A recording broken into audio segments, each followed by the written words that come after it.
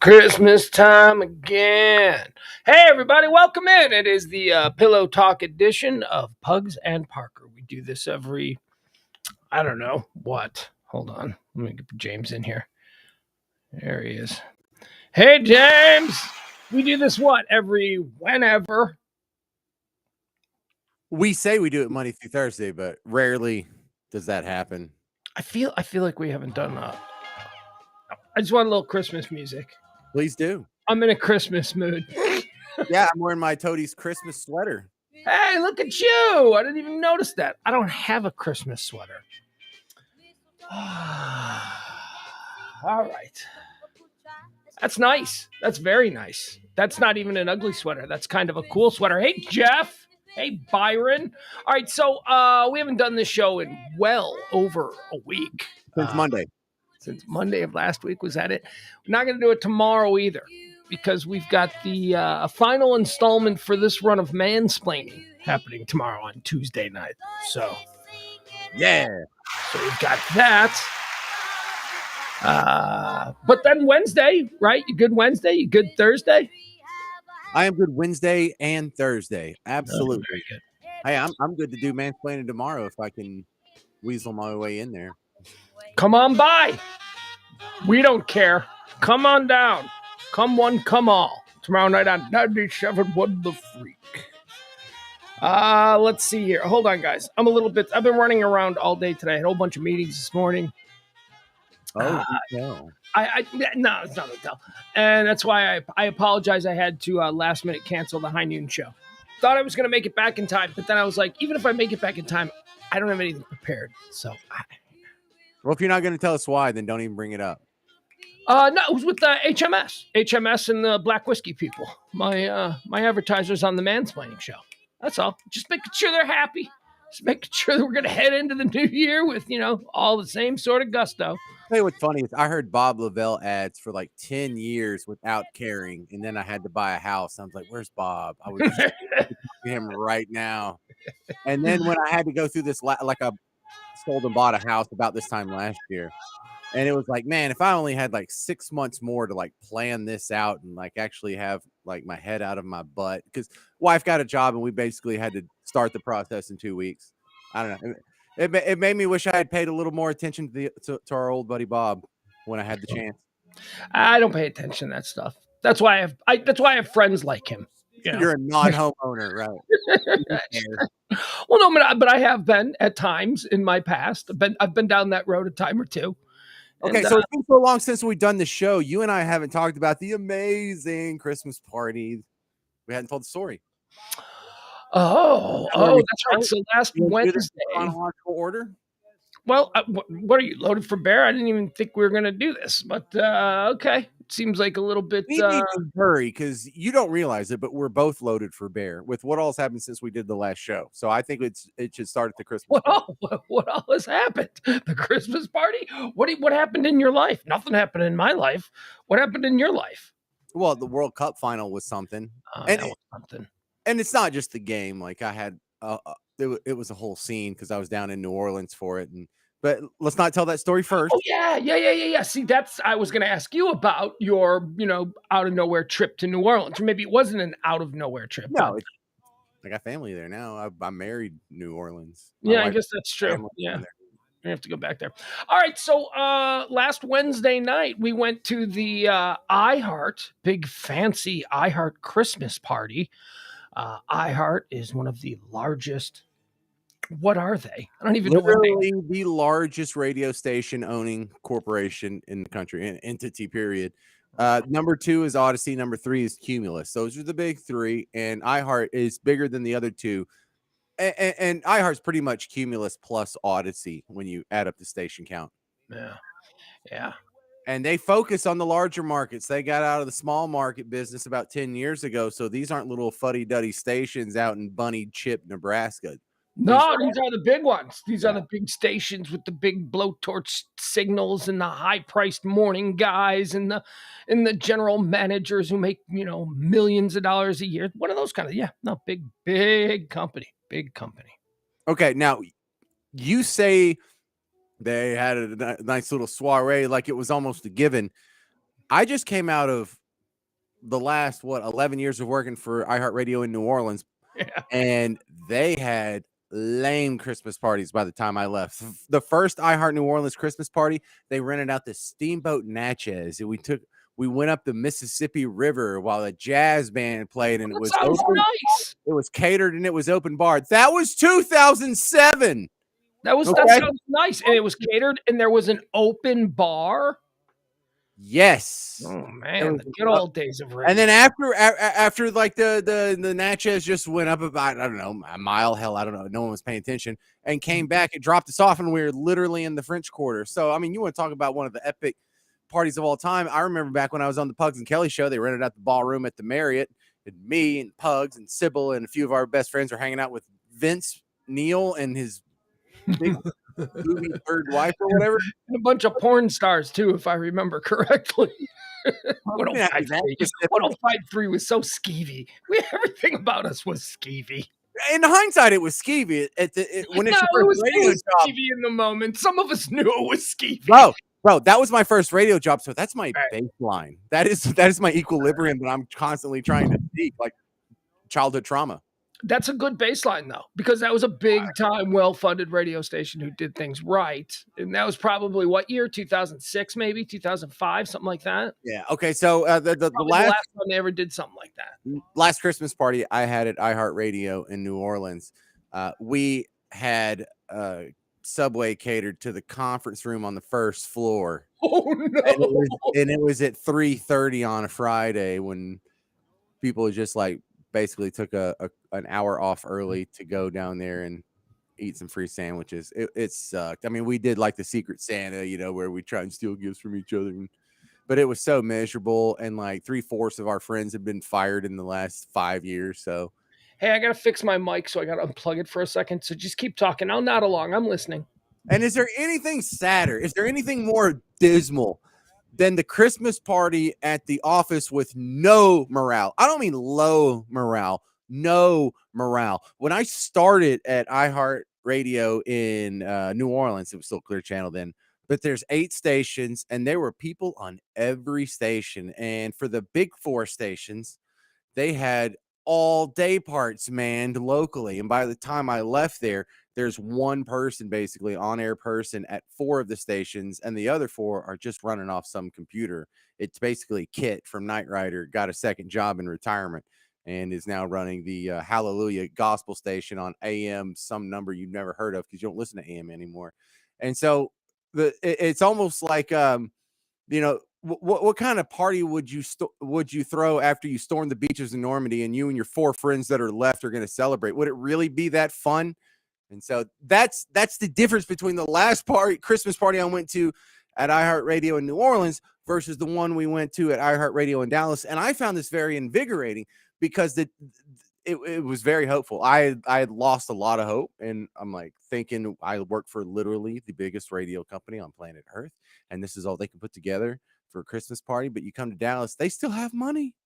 They are still actually having a party where they rent out the House of Blues, and it's not an open bar, but you get a couple of tickets, and then you know what? When you run out of tickets, you can just go talk to some people, and some more tickets showed up, and you got so and so's tickets who didn't show up. Wink, wink, nudge, nudge. Let everyone have a good time. Oh, there's some giveaways. You're not doing a Secret Santa where employees went out and spent their own money and they're exchanging it with each other. No, the company actually had gifts that they were giving out, and these weren't like chintzy little, hey, you got a Mariah Carey CD. No, it was like Woodhouse Day Spa and all kinds of cool stuff. And You are such an abused puppy. You really are.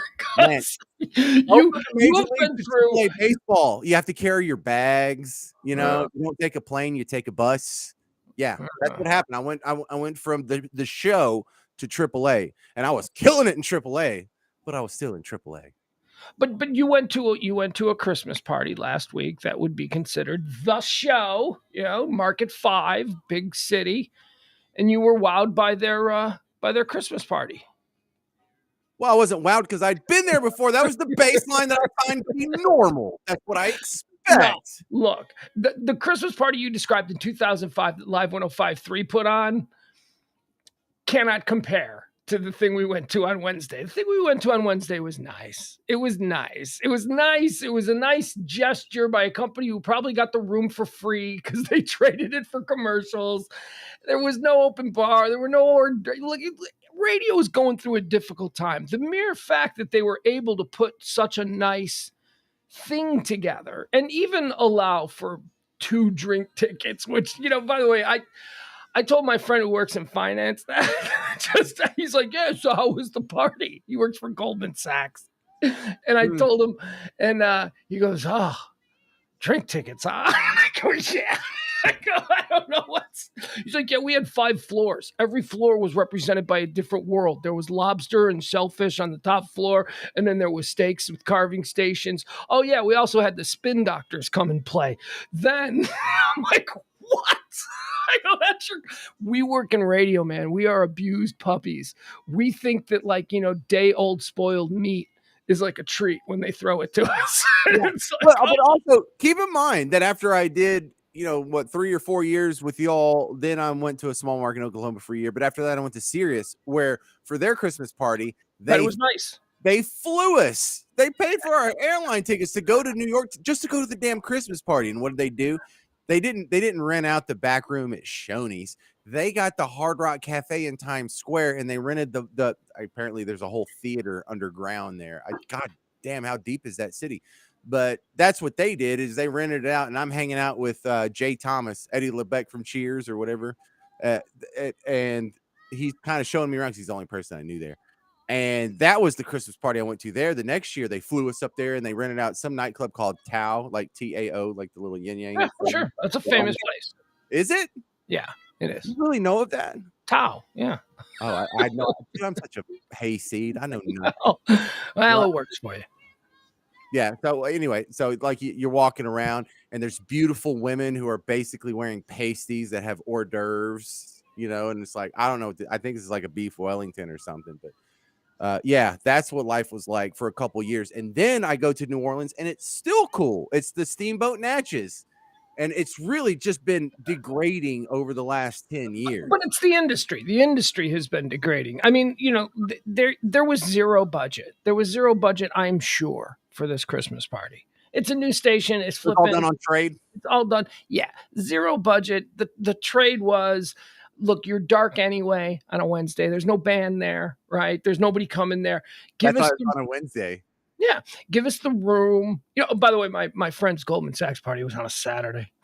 Saturday night. They all got dressed up. Saturday, yeah. Went downtown. Yeah, I mean, and they negotiate. They say, okay, we'll do a cash bar. He goes, but maybe, we'll throw in some extra commercials for upcoming House of Blues shows. Let us have 2 drinks per person. And let's say that's for 300 people. I mean, they did it on zero budget, and they were able to make it, fake it till you make it, right? It was a very nice party. It was people were dressed up and well behaved. Like, we'll make sure that next Tonic show is packed. Yeah, yes, we'll make sure to promote the hell out of the next show that you're having difficulty with. Whatever. I mean, it's barter system. It's it's how radio is run. But they did a nice job. I mean, it's very difficult times for radio. I don't know. I'll tell you this. I have a friend who runs an extremely successful radio station in a much larger market, and their Christmas party this year was in the office, and it was potluck. Everybody had to bring something. I know who you're talking about, and that sucks. I mean, that's just, there's zero zero budget. I didn't say market 3, but yeah. So yeah, it's tough. So anyway, the Christmas party was nice. It was at the House of Blues in the fancy foundation room upstairs. Very nice. Everybody was all dressed up. Everybody was there except for the important people that I wanted to talk to. But ouch. And by the way, when I say that, I mean those are people in programming, not like all the air talent was there. The room was filled with all the air talent except for Skin. He was doing the Mavs game. He was the only one that was missing. How come Ben didn't have to go? Ben doesn't do Mavs games. Just Skin? Yeah, Skin's the color guy or the play-by-play guy or whatever he does for the Mavs. Oh, I thought they were just a package deal everywhere they went. Yeah, that sucks. I've been there with my former partner, Kelly. Not a package deal. We do things independent of one another, and so do they. Yeah, everybody was there.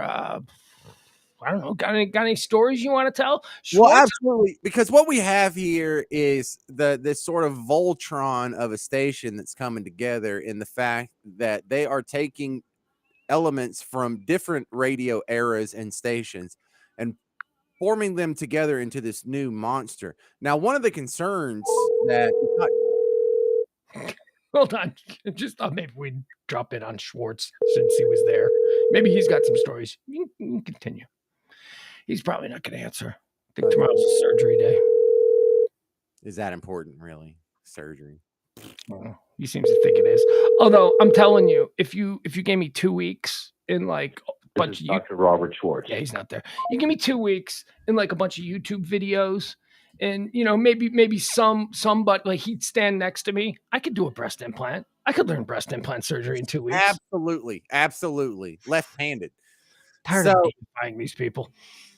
So the you and I know this, but I'm always amused when people are surprised to find out that all these radio people, if we don't know each other, we all at least are aware of each other and have listened to each other, and we have fully formed opinions about each other. And just like, whatever job you're in, you're hyper focused on other people who do your job. We're hyper focused on all these other radio people.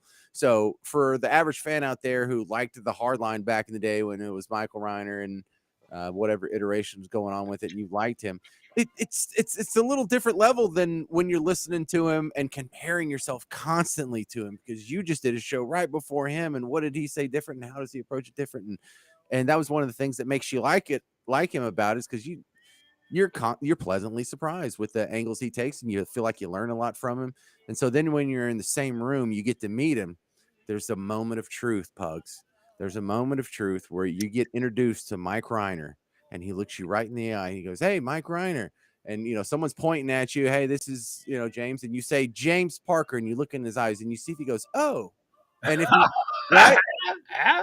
And if he does, the fact that he says, "Oh," it means everything.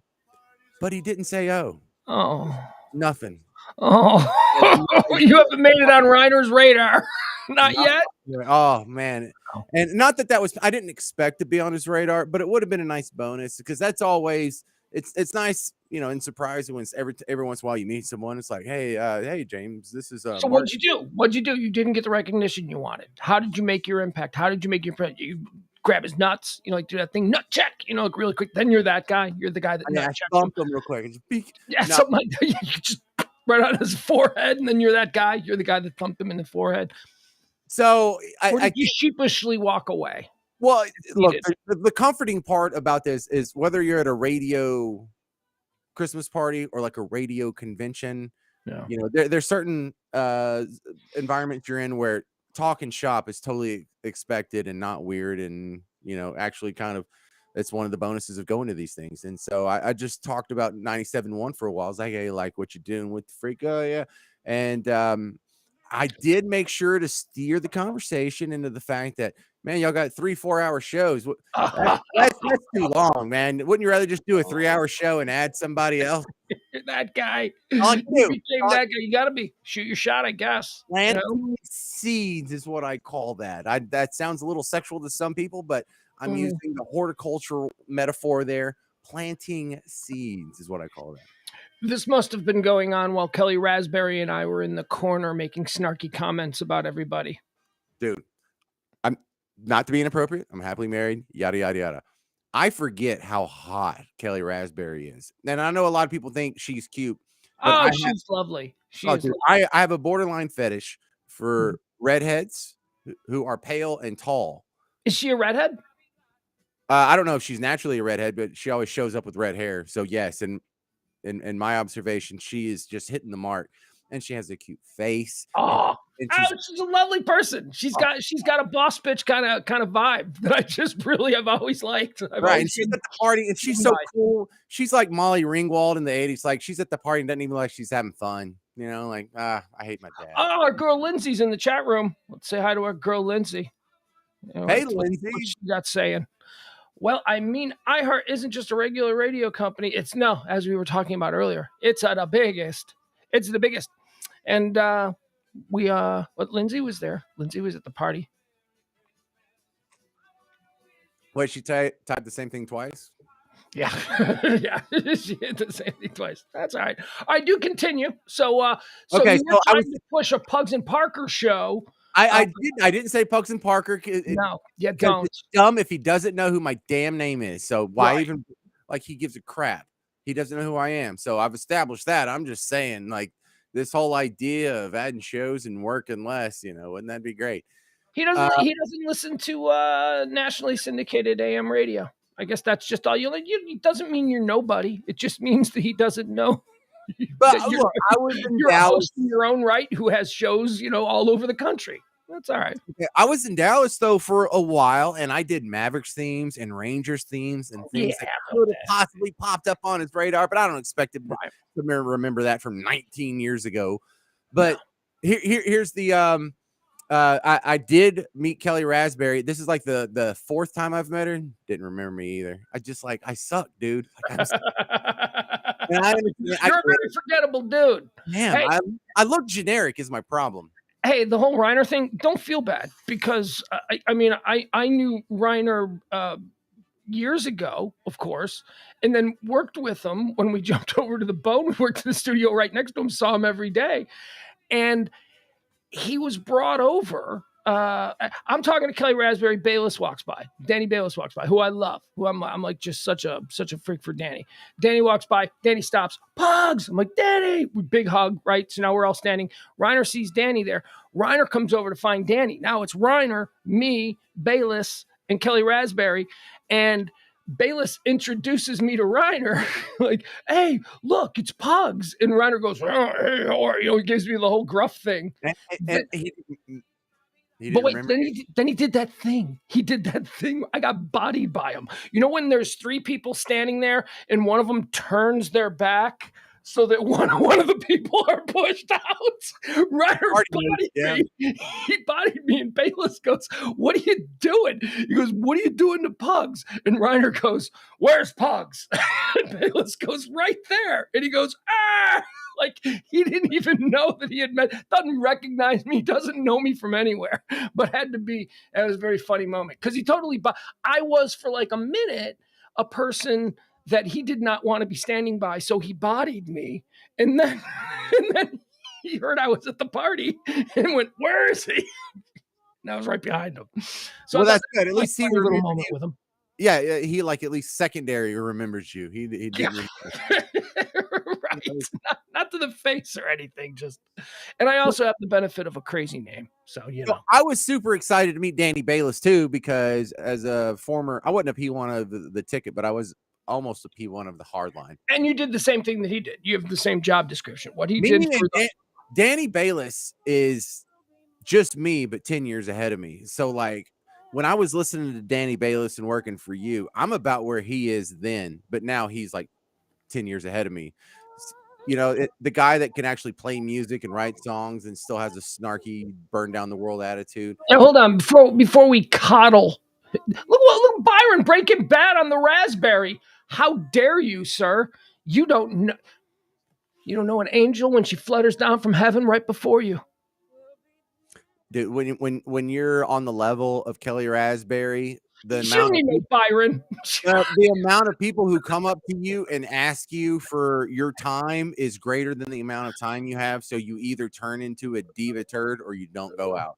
I don't know. I think she's cool. I think she's cool because she has a very. I mean, I can see how somebody might say she's cold because she's very cool. Like she's a cool chick, man. She sits there. She doesn't say Molly much. Ringwald. What's that? She's Molly Ringwald. Yeah, Molly it's got Ringwald it from Breakfast definitely got Club. that kind of Molly Ringwald vibe. Yeah, So very. cool. So I don't know. cool. I like it.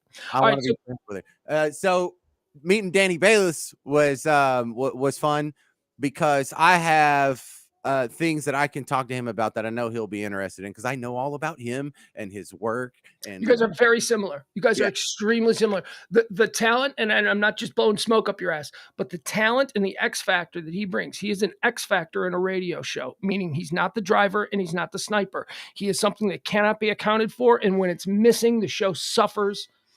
in a way that is so obvious. Okay, that is what you were to me. And by an X Factor, that means you can do everything from creative production to co-hosting to coming up with a song just out of nowhere that is just amazing. Plays multiple instruments. You play multiple instruments. He records, you record. I mean, you guys have a lot in common. You're a very similar. If this was the NFL, you and him would play the same position, is what I'm saying. Yeah, and so I wish he knew who I was so we could have different conversations. So I am stuck with the more shallow thing where now I get to meet Danny Bayless, and I'm not going to get any work thing accomplished here, get on any deeper level. So I just want to have fun with Danny Bayless. So I was like, Danny Bayless, are you wearing an ascot? And he's, no, this is just a regular scarf. I'm like, that's a really short scarf, which I think would qualify to be an ascot. Danny Bayless, did you go to a department store and did you ask the guy who worked there, where are the ascots? And then you Oh, went through the different ascots and you picked out which ascot was right for your neck. He's like, you, go ahead. you called out the king of cool on a fashion risk. He made a fashion. He knew when he put that thing on that there was a chance that someone might be out there and they might call him on it, and you might have to have something to say about it. And you're the guy who did it. Well, Congratulations. yeah, and look, here's the thing is I have no fashion sense, so I'm in no place to be telling anybody what they should and shouldn't be wearing. Number two, it actually looked really cool on him because he had like sort of the earth tones jacket and then the smoky blue Yeah. scarf on that was twirled up and kind of tucked into his jacket with the shirt that was, I mean, it was. You know how he carries himself? He carries himself like a musician who had a couple of number one hits in the 90s and hasn't done a whole lot since then. So when you run into him, right? Like if you told me that he was in like I don't know, Better Than Ezra, I'd go, yeah, okay, I can see that. He was the guitar player in Better Than Ezra. Yeah. We can make another tonic reference here. Yeah, sure, but I mean that's sort of how that's the energy that he brings. You know, like he kind of dress. He's a musician and he's used to playing He on plays stage. keyboards in the Black Crows or something. Exactly. Yeah, something like that. Although I would go even lower than the Black Rat, so I picked like Better Than Ezra, like a one hit wonder. Harvey Danger. Too young. It's got to be something late 80s, early 90s to fit his age. Oh, so like a one hit wonder then. He was the original guitar player in Train. Train is the bazillion hit wonder. You're thinking, I don't know. Great White. I don't know. So the thing is he never owned up to the ascot. He stuck with the scarf bit. And well, yeah, good for him. I didn't care anyway. But you never give in to fashion mockery. If you have the confidence to wear it, then anybody who calls you out on it must be defeated in battle. There's other ways around it. You could be like, that bitch wife made me wear this. No. Why? No, then you're not confident in what you wear. Everything I wear, I'm confident in. Somebody wants to take a poke at me, let's go. I'm loaded for bear. There's other angles. You a bitch. But here's the thing I liked about the interaction. As we went through it, I could tell like he genuinely was enjoying this because everyone else is making small talk like, hey, I love your show at the Freak. You think Corby's mad at you? Or, just. Yeah, you don't want to be that guy. No, people are either poking that guy's in you because that guy's in me too. Like, but I don't want to piss off Danny Bayless. This is the first time I meet him. I want him to like me. I want to. But above and beyond seeing ourselves as, in some regard, contemporaries in the same industry, we're also fans, right? And we want the gossip and we want to know all that stuff. So, yeah. Huge fan of both of those guys. So you don't really want to screw it up. Here's a smart thing, though. I didn't start drinking until I got there. So I was like totally sober and didn't do anything stupid. So like a normal person? You didn't, like a normal grown-up going to a work function. You waited until you arrived to have your first cocktail. You didn't pregame in the parking lot? You are a hayseed. Yes, I am. Is that? Dude, it's a party is what it is, Pugs. It's a work function. I consider this work function. This was very much a work function. Here's the other thing. I actually spent the most time with Lacey, and Lacey is like me. We're just little hustlers. Like we're just scanning the room. Who do we need to talk to next? Yeah, let's start ranking the people. I'll go talk to them. You go talk to them. Do you know them? This is who that is. Do you know them? I know them. This is who that is. Did you know they did this? And oh man, we were just scheming and scamming, and we are peas in a pod. Yeah, she really likes you. She was. I don't mean like. You know what I mean? I mean, like me and her, we can get a lot done. You just point us in a direction. And I've worked with people like her before. She's Yeah. kind of like Sybil. Like you can ask her to do something and you turn around and it's done. That's what I've always pegged her as. That's from the time that she was an intern on my show. She was a Sybil protege. She was the next Sybil. Sybil, you got to train her up because we're not going to be able to keep you. So we're going to need another one. But it's so fun because what's awful is when you go from working with a Sybil or a Lacey and then like no offense, but when I was working with Becky for all those years in New Orleans, just the lazy MF. Just can't. You gotta follow up and with reminders, and you got to put reminders in your phone so you can text. Hey, you're not going to miss this meeting, right? And yeah, and so from being almost a babysitter to someone else who is actually out there hustling right next to you, it's just a freaking godsend. And really, all in New Orleans was like that. It's like culturally speaking, just a lazy, lazy town. Yeah, no, Lacey's a go-getter. Lacey blows up my phone. She emails everything. What about this? How do you like this? I got a bunch of ideas. She's always got ideas. Got a minute? Got a minute? It's always like, yeah, okay, what do you got? All right, so here's what I'm thinking. This is a good idea, right? And then she'll like pitch some crazy thing. No, I love her. I couldn't be happier with her association. And you can tell her no without her getting butt hurt and taking it personal. She doesn't care. She doesn't care. She's Teflon. She absolutely is. Yeah. Please tell me my breast stinks. I need to know this now. She's good. All right. Anything else? Schwartz wanted to call in. Schwartz wanted to talk about your driving. That's why we were trying to get him. Schwartz has claimed that you are the worst driver on the planet, and he wanted to talk to you about that on the stream, but he's not available right now. No, I've dealt with this before. This is a regular occurrence in my life. So you are a bad driver. You are a bad driver. There's a regular thing for you to be accused of being the worst driver in the world. Okay. Can you let me cycle through my bit here? So there are the survey. Whenever Pew does the survey, Gallup does the survey. If your mom went out there and did a survey and called Americans, 98% of Americans, if you ask them, are you an above average driver? They would say yes. Well, necessarily, just mathematically speaking, 48% of you are wrong. Right? Right. Yeah. I am in the other 2% that I know I'm a below average driver. Okay. So but my self-awareness is an asset and makes all the difference in the world. James, folks, let me just give you a little example of how insane James's driving was. So we get out of the Christmas party, which is at the House of Blues, located in downtown, the west end of Dallas, right adjacent to American Airlines Center and Victory Plaza. There was a Dallas Mavericks game going on. And just as we were exiting the party in James's truck, James was driving me and Dr. Schwartz and the lovely Quintessa, driving them back to their car. They spilled us out right into Mavericks traffic. The game had just ended. The streets were crawling with 18,000 people let out into the streets, walking around.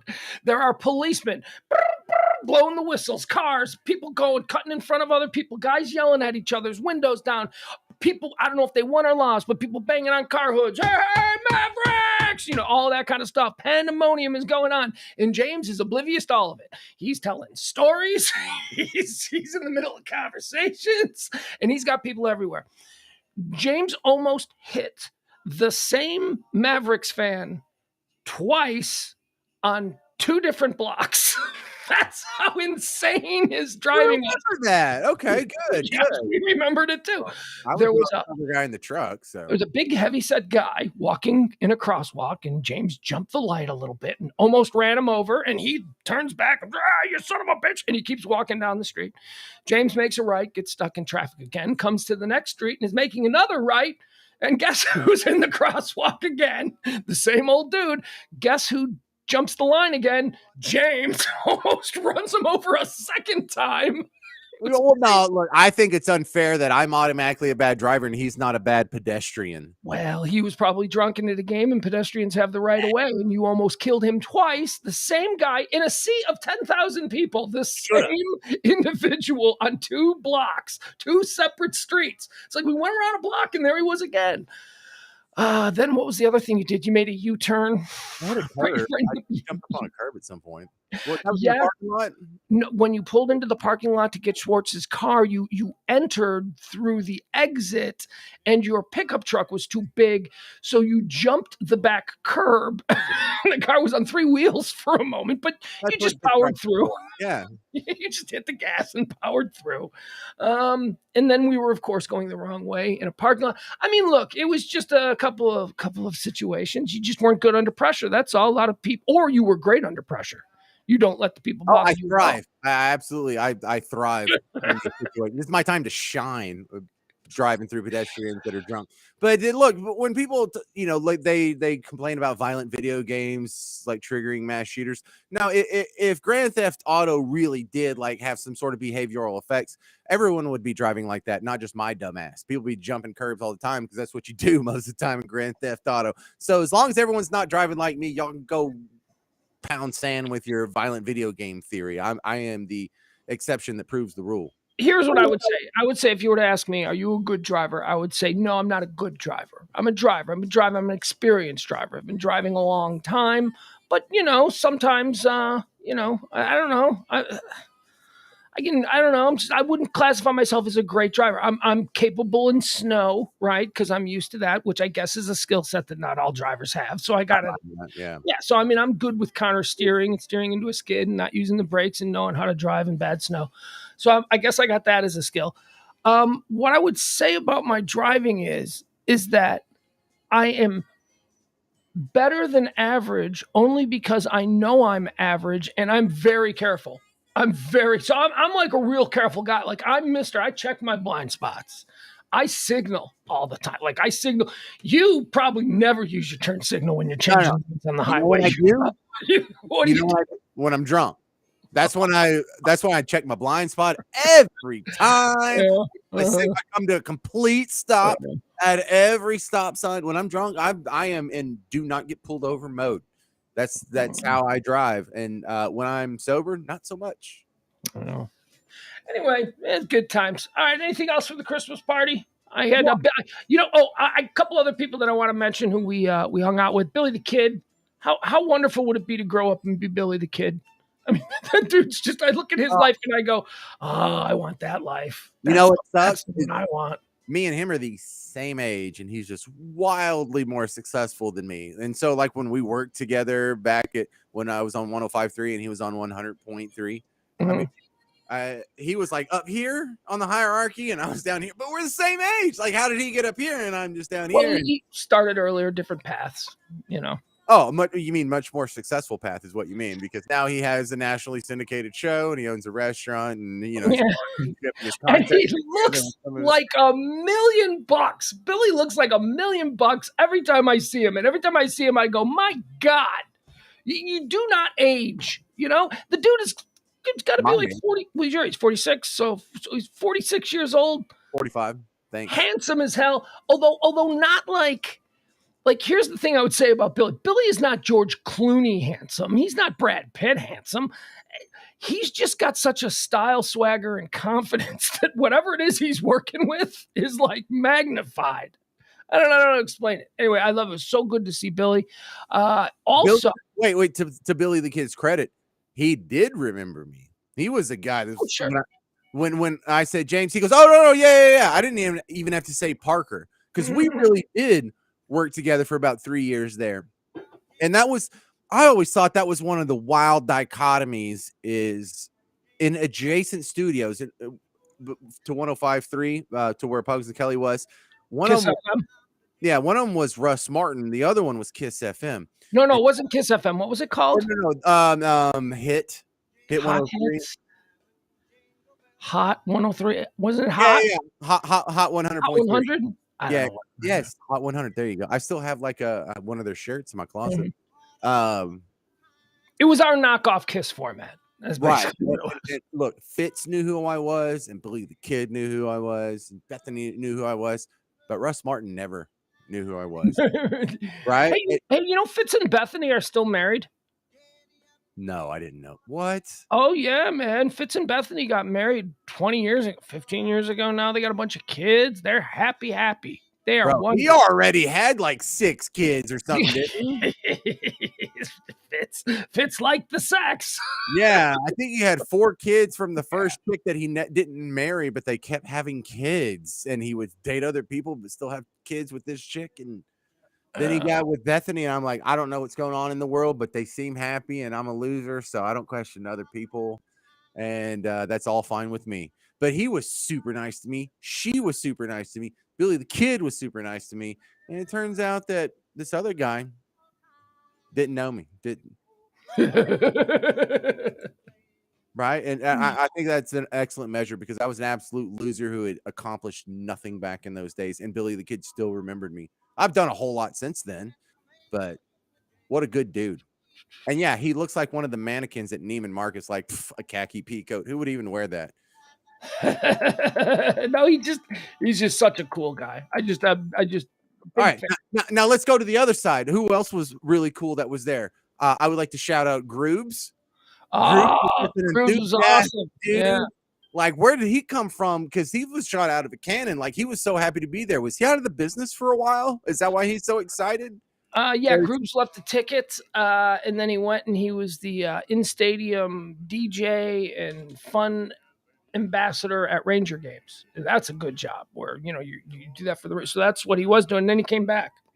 Well, maybe I don't know if he was, maybe some of this was alcohol fueled, but he was like, I am so glad to be here. I am so excited about this whole freaking station. No, no, he is. I cannot believe who all we've put together, man. And we've got like Pugs coming on, so we've got like the old 105 vibe going, and we got like the old ticket vibe going, and then we got whatever the hell Ben and Skin we're doing, and like someone lit a fire under his ass. He was ready to go. No, he's pumped. Yeah, if you follow him on Twitter or anything, he's pumped. He's what again? Again, He what get they've me done. excited though. He was like I'm you know how you can get a little dog excited just by yeah, let's go, let's go. Grooves had me excited. I'm like, let's go. Where are we going? Yeah, let's go. Byron says he was with the Stars. Is it possible he was with both? I thought he was with the Rangers, but you could be right, Byron. Yeah, Grooves is just another example of how they just went out of their way to just get good people, just get nice guys, just get a bunch of really fun, good people who like one another. There are no assholes. There really aren't. There are no assholes at that station. Well, look, my concern here is that it's getting very ticket heavy. And you are the only person really from the whole 105.3 clan before it went sports. Yeah. That you can point to say, look, they're not a sports station. I know they say they're not a sports station, and they've hired about 30 trillion sports people, but it's not. It's not all sports. And so there's you and AO kind of fills a little bit of that gap, but they need a little more non-sports in there if they're going to establish that credibility. They're format fluid. They're not sports. They're not. I wouldn't call it what they are. Sports. I don't want to. I don't know. Wait, we got to throw another KT. Oh God, we met KT too. He was awesome. He was fun. He and Groobs came over and lit a fire in our little corner. I hadn't met. I think I'd met Groobs once before years ago, but I'd never met KT before. Although I think he said we did meet, but I don't remember. They were great. And the last person that I want to shout out who walked into that room, you want to talk about like a vision from heaven? How about our girl Jasmine Sadri? How about Jasmine? Ooh. Oh my God, Jasmine of the former Jagger show. She walked into the room and I immediately looked over and I go, whoa, what have we have here? And then as she's walking, she's smiling at me and I'm going, whoa, why is this incredibly hot girl smiling at me? And then I go, oh shit, it's Jasmine. It's like, never mind. It's Jasmine. I didn't know it was her until you said that. And then I looked at her and I was like, you're right. That looks like Jasmine's incredibly hot younger sister is what it looks like. Yeah. Whatever she's doing, it's working. She looks great. And you look better than you did 15 years ago. What'd you do? Like, yeah, how many women? I mean, I don't know. I wouldn't even venture to guess what Jasmine's age is, but she was probably in her 20s back when we knew her. And what woman could say that 15 years after being in your 20s, you're better looking and more beautiful? And she wasn't. She was very pretty back then. She was a cute girl, but we saw her. She was working a morning show. She showed up in t-shirts, ponytails, and sweatpants. That's exactly what I had the picture that had burnt in my face. Plus, she did the thing my wife did where she had a cute, like, little round Cabbage Patch doll face when she was in her 20s. And then as the baby fat melts off, now she turns into like this sharp pointed Giselle Bundchen looking face. Yeah, And yeah, it's she's like, pretty. oh, I think you're hotter now. It was good to see her. She's doing well. So What okay, is so she doing? What is she doing up there? Where does she work? she's working with. I'm not entirely sure. She's doing something with them, marketing or sales or something. But she's brand new. She's brand new, and she's got a killer great podcast that I used to listen to. I used to really enjoy it. I can't remember what it's called. First and Hot. I don't know. It's like two girls doing football. It's something like that. It's like I don't know. First and sexy. I don't know. All right. So we ran it down. So Kelly Raspberry. Oh God, she was awesome. She was my favorite part of the No, night. Al was not there. Don't ask. You weren't there. What do you mean? Al was not there. Oh yeah, Al wasn't there. Oh, Yeah, and who yeah. was that other guy that was there from the Kid Craddock show? I hung out with oh JC, was he there? I didn't meet him. no, not that. Well, JC definitely was there, but I didn't get to talk to him. He spent a lot of time on the microphone, like giving away prizes. They had that dude working. He was emceeing. Yeah, Yeah, why are you making him work? He's like the second biggest name here. because So no one would have dared ask Reiner. no, No one would have dared ask Reiner or Kelly. That's or why. Kelly, yeah. Those are the two biggies there. No, that was the other guy, like the flamboyant gay guy. I can't remember his name, but I had a good time talking to him because I had mentioned that I had worked with the trans in New Orleans, and he had all kinds of questions, and so it felt really weird that me, Parker, the hayseed from the horse ranch in Bug Tussles, explaining the trans culture to a gay fella in the neighborhood in Dallas. He's like, "How does all this work?" And I'm like, "Well, let me tell you how this works." People are complicated. You never can know. Oh no, there's a world, right? Who else was there? I'm trying to think of did we miss anybody else? I don't want to be. I didn't mean that. I didn't meet Mike Soroy, but he was there. I don't. I don't know I Christina wanted Ray. to meet him. I wanted. See, that's the He guy I've never met. I've never met him. he was the guy. And look, this is not. I think he's incredible. Here's what I love about him. He's an incredibly talented guy, and I was so excited when they teamed him with Reiner because I was a fan of what he was doing at the ticket. But he is not only an incredibly talented guy, he is a genuine sweetheart. Like his whole brand on the air isn't that. I mean, I came from the 90s, man, where everybody was like, no fat chick, shut up, man. Yeah, hang up on that dude. You're a D-bag. That's like the era that man, he's the pendulum in the other direction. He's the, hey, my friend, how are you? Like just Very so Ted Lasso. nice. Yes. Roy has a very Ted Lasso, but not a bumpkin. He's really smart and really quick-witted, like really quick-witted. So not a bumpkin, and Lasso's a bit of a bumpkin, and that's kind of why you love him. But yeah, I would like to know him. I don't know him. But what I love about him is every time you see him at one of these things, and I've seen him now from across the room at a couple of these events, everybody's wearing sport coats. Everybody's wearing sport coats and dress pants and, giving a little bit of respect to the room, right? Like he's t-shirt, ball cap, blue jeans. He's the guy at all of these things wearing totally not dressed appropriately. The only guy who is wearing like an Adidas t-shirt, some faded blue jeans, and a baseball cap. No one's accusing him of having an ascot. No, he is not. Danny Bayless brought the ascot. Mike Soroy would never be caught dead with the ascot. Christina, I didn't even see Christina, but I'm a big fan of hers as well. I don't know her. Who else? Julie was there. Julie Dobbs was there. Yeah. Yes, and I was totally unfamiliar with her until recently, and I love her on the morning show, and I love the stuff that I've heard. I think she's a little spark plug of fun, but I didn't get to meet her either. I don't know her. I always find it funny when these like little, like she's not short, but she's very thin, and they have a personality that's like a freight train coming at you, but you meet them in person, it's like you're not. You're not as scary. Anyone for 5 seconds. Okay, so who else? Jeff Kavanaugh, I didn't see him there. I don't even know that he was there. KT we met. So we met someone from the morning show. We Ben when we first walked in, but then he was, the man being bounced around all night. So mostly it was the afternoon show. I guess it was Bayless and Reiner. They were probably the ones that we spent the most time with, right?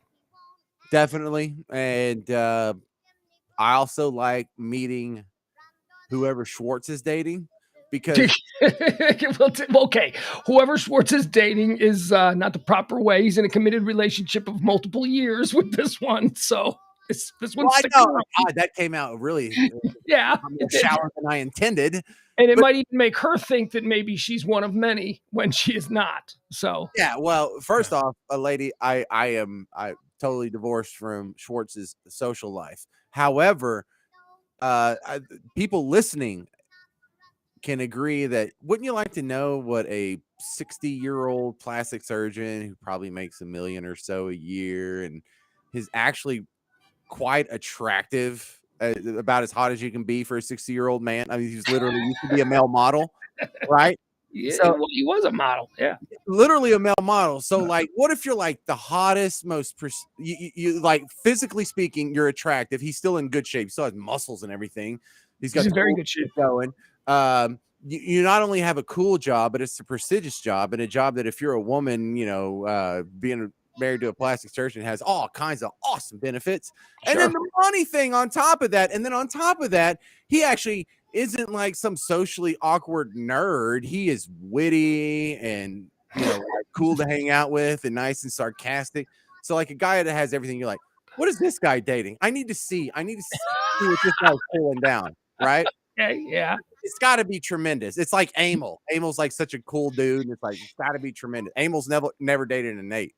No, No, no, I mean he might not even gone down to nines at any point. no. Yeah, Amel with an 8 means he jumped on a grenade. Yeah, Amel's like 9.2 and up. Yeah. Yeah, and so I figured Shorts was about the same way, and yeah, it's about what you expect. Totally hot chick. Yeah, that's what happens. Isn't that weird? What else? Okay, so Christmas party wrap up. We had a wonderful time. It was fun. Didn't get really drunk. Um, I wish I had better stories. I mean, the best story was just getting bodied by Reiner, where he just totally threw his shoulder at me and turned. So I was knocked out of the conversation. And then Danny was like, "Hey, what are you doing to Pugs?" And he's like, "Where's Pugs?" You were just talking to him, and he goes, "No." It was very weird. You go to any other Christmas parties this weekend? What's that? You go to any other Christmas parties this weekend? No, didn't do nothing. In fact, I'm on dry dock. I'm going to do nothing after I finish tomorrow's mansplaining show, which will be the last mansplaining show on the Freak for the foreseeable future. We're going into dry dock for a couple of weeks as we get into the first of the year, and then we will regroup come the first of the year. Did you watch the World Cup? I did not watch the World Cup. No. All right, so I was in New Orleans this weekend, and the World Cup's at 9 in the morning. Now, this whole World Cup scenario has been very bizarre for us soccer fans, all four of us in America, because it's never been around Christmas time. It's never been in the winter. It's always been in the dead hot heat of summer, and so we're all thrown off here. And 9 o'clock in the morning is not a proper time to go to the bar, but we are used to the World Cup being in at odd times. So here's the cool part. So when I was living in New Orleans, I was on it was in a kickball league, and the bar that sponsored our team, I'm friends with them. I was kickball MVP or Golden Boot in 2018. Thank you very much. Well. Yeah, and so there's a bar in downtown New Orleans in the Warehouse District called Vic's Kangaroo Bar. It's an Australian themed bar, it's like Pub and Grub, is Australian themed with the kangaroos and G'day. yeah. So they didn't open the bar. They just let friends come in to watch the game. And we were like, Jeff, because Jeff owns it. We're like, Jeff, why don't you open it? You don't want to make money with the World Cup on? People are just walking by and saying, are you open? And we're turning people away constantly to watch World Cup, which I always thought was weird for business purposes. But I learned something here. If you're in a tourist hellhole like downtown New Orleans, the people that are coming to your bar don't know your bar from Adam. They don't want to be at your bar. They want to be at a bar, and Right. And if it's a bar that they're never going to be at again for the rest of their lives, they behave differently, right? And so the few people that we did encounter were awful human beings. Just really 9:30 a.m. completely shit faced. looking to scrap. What are we talking about? Some of them hadn't been to sleep, and you could tell. Oh. And the other thing that I learned, if you have a bar that is in the warehouse district, which is adjacent to the French Quarter, in walking distance of the convention center, the Superdome, the New Orleans Arena, it's in the middle of all of that, right? But it's not a big bar; it's just a regular old bar. The bane of a bar owner's existence is all the people that show up the next morning because they left their debit card there last night. Oh yeah. And these people are in a hurry and they're scared shitless and their anxiety is up to here when they get there. And you better have it. My name's Frank Cassiopo. Well, how do you spell it? Oh, you better have it in there. So look, it happens all the time. I'll ask Jeff because I went out front because Will still smokes cigarettes like it's 1998. Yeah, right. So when we have to go out front to smoke cigarettes, we're a magnet for all the freaks. And so some like the Frank guy, he pulled up on the curb like in his big dumb truck and is like blocking a parking garage, and he runs out of his truck to the front door. Is it open? No, it's not open. God damn it. On the street, we're like, shut up. What? He's like, I left my fucking debit card here, and I'm so screwed if I don't get it right now. Like, let me ask Jeff. You need to calm down, right? That happened like you emotional infant with a drinking problem. That happened like 4 times over the course of the game, and I understand why Jeff left it closed because he and don't want to deal with these people. No, him and like 10 of his friends just wanted to watch the damn game. So it was a good game, I guess. I don't know, what was the big deal about it? Why was it such a good game? Scored more than 2 goals? What happened? Well, look, you got to think about this from the point of view of the fact that there are thousands. There's probably like 10,000 people from Argentina that went to go to the World Cup because they're in the World Cup, and then they make it out of the group stage into the knockout round, and then they make it through the first round, and then they make it through the quarterfinals, then they make it through the semifinals, and they didn't expect to stay here this long. And so they kept profiling people in the news. I love it when they do these stories of these guys from like Buenos Aires who have now sold their refrigerator, their car, and taking out a second mortgage on their house so they can stay and watch this game, right? They deserve whatever happens to them next. It's stupid. That's just a goddamn game, dude. But these dudes that have mortgaged like their entire life, and just whenever I get back to Argentina, I'll figure out how to pay it all off. But in the meantime, I'm going to stay here because this is the greatest moment of my life. And so they must have been ecstatic when Argentina went up 2-0 in the first half. And the first goal was chintzy. It's a penalty kick, and look, it counts just the same as a regular goal, but it's not nearly as prestigious. The second goal was straight up legit. And so it looks like that guy's gamble had paid off. He's getting, the euphoria of the greatest time of his life until France comes back in the second half and they tie that bitch up. And they didn't do it until very, very, very late in the game. So, by the time France gets around scoring, there's only like 10 minutes left in the game. And this guy all of a sudden is feeling his stomach drop down into his nuts, right? Like, oh my God, did I just ruin my financial life and my family and my kids for these a-holes to blow a 2-goal lead, right? Yep. Yeah. So it goes into overtime and Messi scores, but they don't do, hey, sudden death overtime.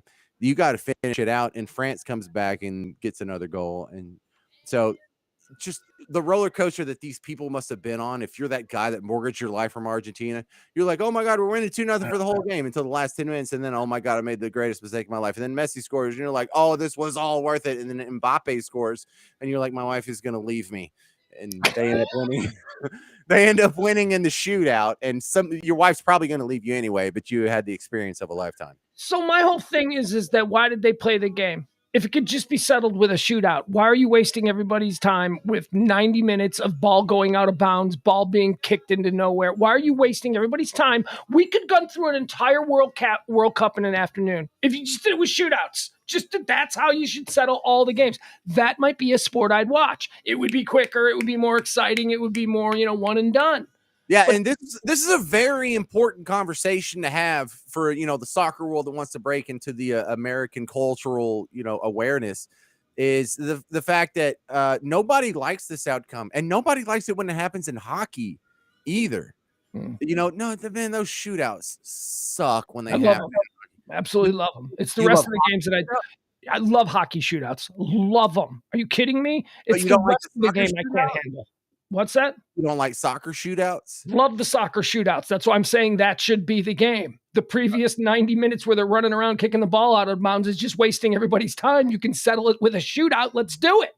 Let's invite 40 teams onto the field in an afternoon. We could run through an entire World Cup just by doing shootouts. It doesn't have to be 2 weeks. But look, here's the good argument against it. And as a soccer fan, and even as a guy who was a goalie in college, I am not a fan of the shootout, goalie or not.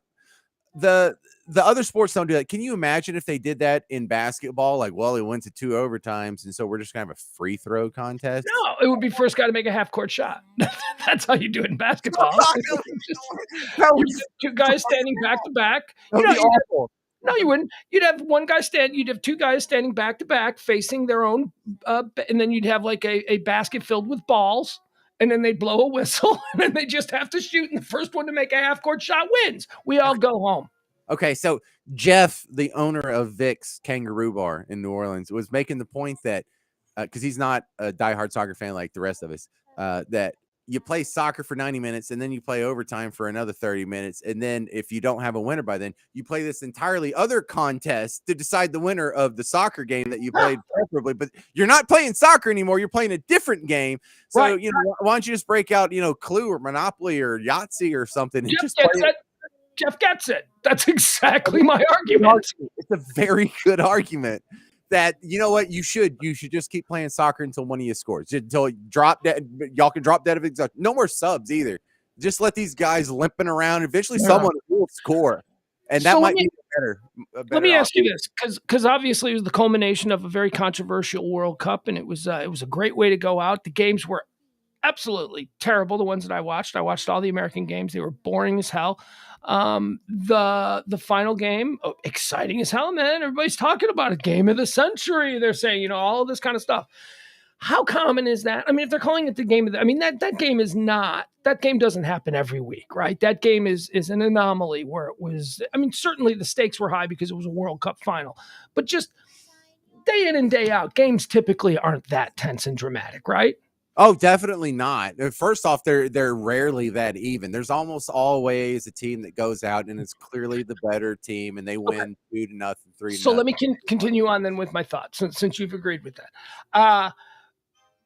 When you compare the sport of World Cup soccer to American football, dude, okay, we had that on Sunday, and that was great. Sunday morning, the World Cup really showed up. But on Saturday afternoon, did you see the Vikings-Colts game? Did you see that American football game? The largest comeback victory in the history of the NFL. The NFL's been around more than 100 years. The Vikings were down 33-0 at halftime, and they won the game. Amazing. And then, after the World Cup, did you see that Raiders-Patriots game and how that one ended with the Stanford band play that was picked off by Chandler Jones, who ran it into the end zone? I mean, man, soccer's got a long way to go if they want to be as exciting as NFL football is week in and week out. And I know soccer's coming. Right, I can sit here and I can be a dick about it, and I can be like, oh, yeah, it's the sport of the future, and it always will be. But nah, man, young people, they seem to be more into it and more understanding it. And we see Premier League promotion now in America in a way that we've never seen before. Like ESPN has an entire channel on it, right? So, when I was 15 years old, I had never heard Premier League. So it's inevitable that it's coming. But man, I just don't know for an excitement. NFL football, it won the weekend, and the World Cup may have shown us the greatest game ever held, right? That's what they're calling it, the greatest match ever. I don't know if I'd go that far, but just because it went into the shootout. But it was a fantastic game, and it was more exciting than most of the games. And it also, it had the two of the best teams in the world. There was no fluky team that got in there 4 years ago. Croatia was in the final. Not that they didn't deserve to be there, but this time we had what was, I think, the ranked number 3rd and 4th team on the planet Earth playing against each other. So this was a massive game. Yeah, that's the other thing that I heard the experts say, that it was a legit final. It was like these were two teams that certainly both could call themselves the greatest in the world. Yeah, and you love to see that, because you hate to see some fluky team get in there and then just have a boring final because they can't keep up and their luck ran out, which Mm. happens sometimes. But that's it. I loved it. I'm a soccer fan. I liked it.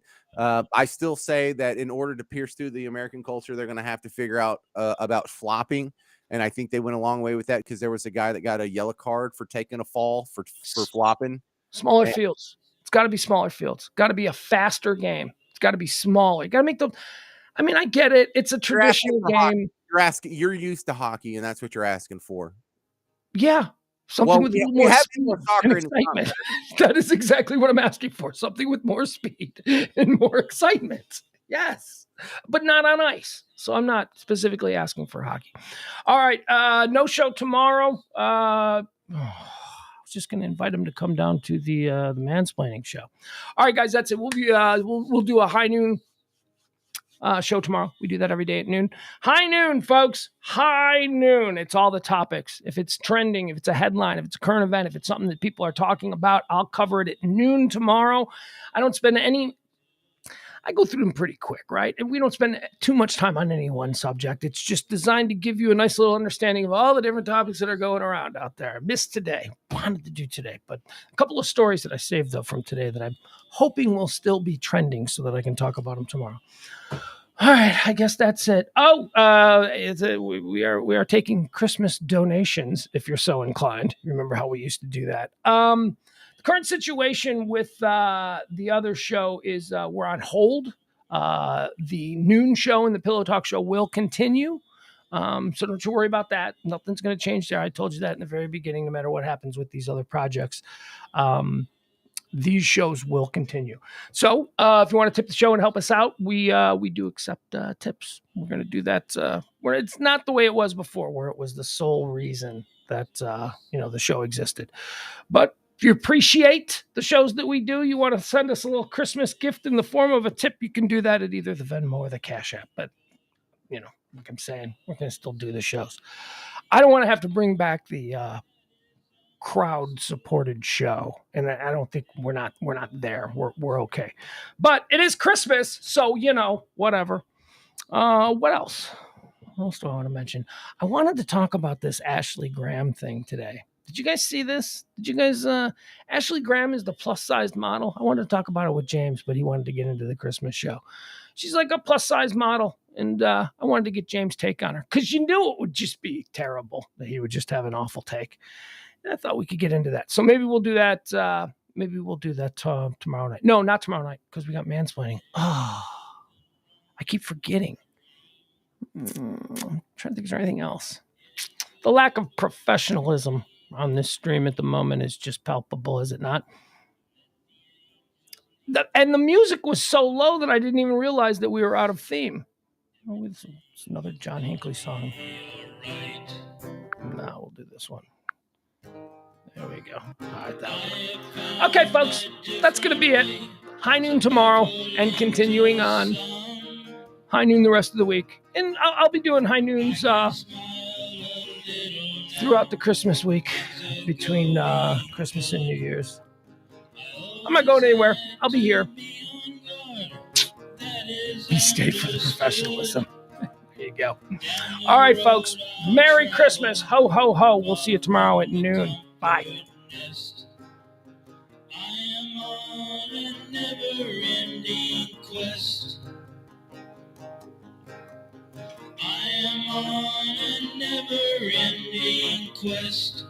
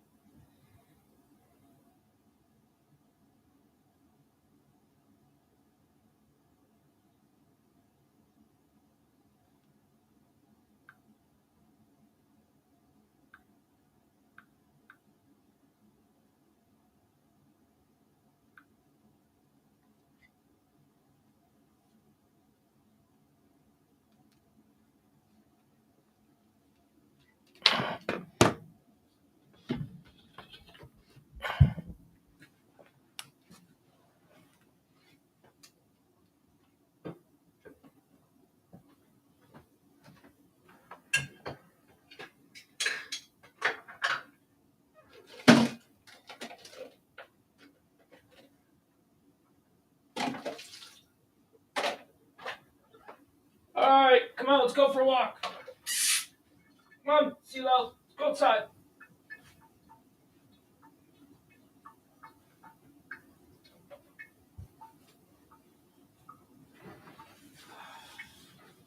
CeeLo, CeeLo.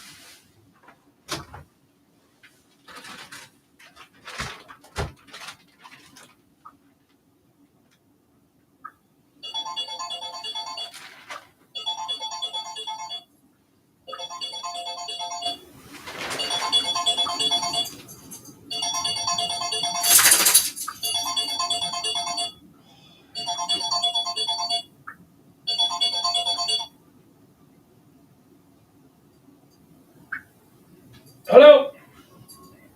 You didn't end the stream, so you got a hot mic going where everyone can hear you talk to the dog.